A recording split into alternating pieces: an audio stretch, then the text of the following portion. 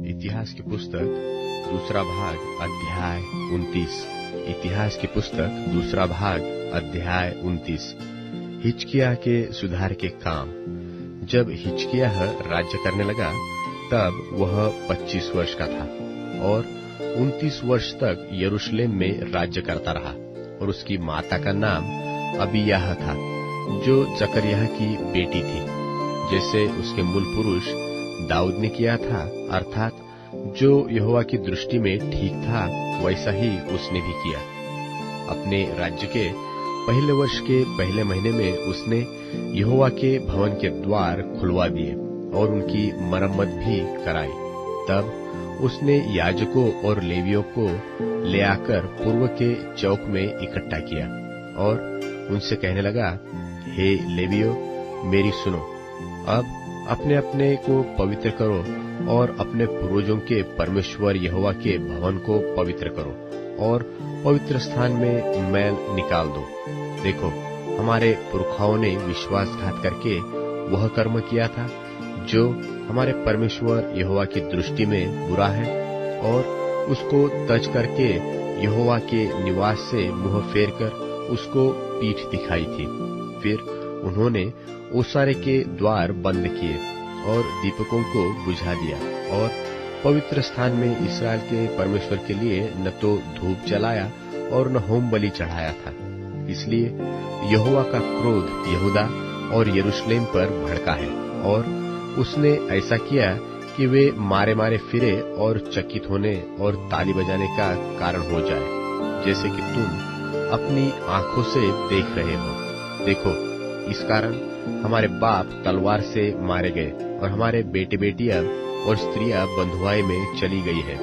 अब मेरे मन ने यह निर्णय किया है कि इसराइल के परमेश्वर यहोवा से वाचा बांधूं, इसलिए कि उसका भड़का हुआ क्रोध हम पर से दूर हो जाए। हे मेरे बेटो, ढिलाई न करो। देखो, यहोवा ने अपने सन्मुख खड़े रहने और अपनी सेवा टहल करने और अपने टहलुए और धूप जलाने वाले का काम करने के लिए तुम्ही को चुन लिया है।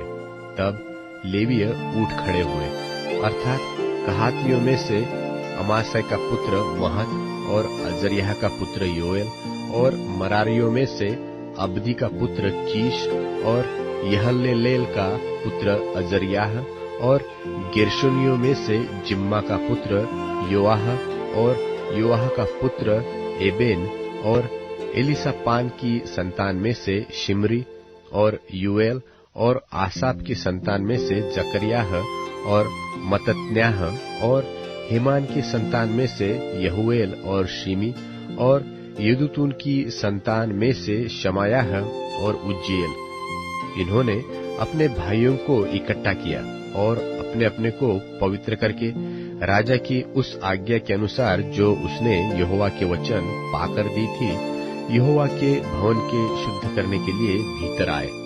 तब याजक यहोवा के भवन के भीतरी भाग को शुद्ध करने के लिए उसमें जाकर यहोवा के मंदिर में जितनी अशुद्ध वस्तुएं मिली उन सबको निकालकर यहोवा के भवन के आंगन में ले गए, और लेवियों ने उन्हें उठाकर बाहर किद्रोन के नाले में पहुंचा दिया।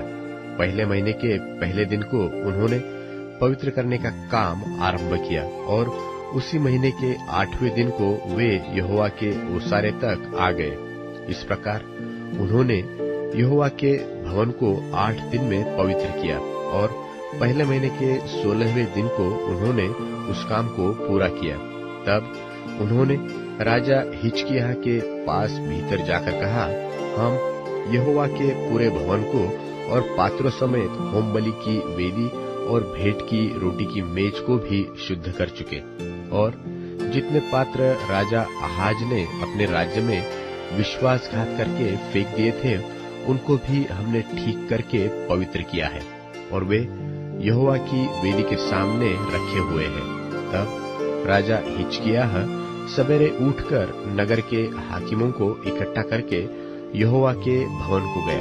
तब वे राज्य और पवित्र स्थान और यहूदा के निमित्त 7 बछड़े, 7 मेंढे, 7 भेड़ के बच्चे और पाप बलि के लिए 7 बकरे ले आए, और उसने हारून की संतान के लेवियों को आज्ञा दी कि इन सबको यहोवा की वेदी पर चढ़ाए। तब उन्होंने बछड़े बलि किए और याजकों ने उनका लोहू लेकर वेदी पर छिड़क दिया। तब उन्होंने मेंढे बलि किए और उनका लोहू भी वेदी पर छिड़क दिया और भेड़ के बच्चे बलि किए और उनका भी लोहू वेदी पर छिड़क दिया। तब वे पाप बलि के बकरों को राजा और मंडली के समीप ले आए और उन पर अपने हाथ रखे।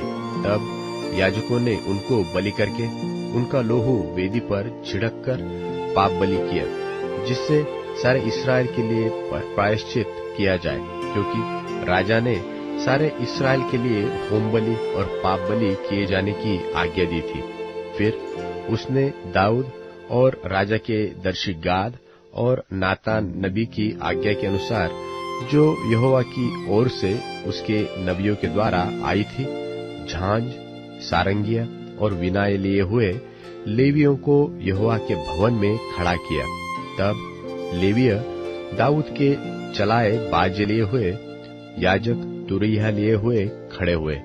तब हिजकिय्याह ने वेदी पर होम बलि चढ़ाने की आज्ञा दी, और जब होम बलि चढ़ने लगी तब यहोवा का गीत आरंभ हुआ और तुरैया और इस्राएल के राजा दाऊद के बाजे बजने लगे और मंडली के सब लोग दंडवत करते और गाने वाले गाते और तुरही फूंकने वाले फूंकते रहे। यह सब तब तक होता रहा जब तक होम बलि चढ़ न चुकी, और जब बलि चढ़ चुकी तब राजा और जितने उसके संग वहां थे उन सबों ने सिर झुकाकर दंडवत किया। और राजा हिजकिय्याह और हाकिमों ने लेवियों को आज्ञा दी कि दाऊद और आसाफ दर्शी के भजन गाकर यहोवा की स्तुति करें, और उन्होंने आनंद के साथ स्तुति की और सिर नवाकर दंडवत किया। तब हिजकिय्याह कहने लगा, अब तुमने यहोवा के निमित्त अपना अर्पण किया है, इसलिए समीप आकर यहोवा के भवन में मेल बलि और धन्यवाद बलि पहुंचाओ।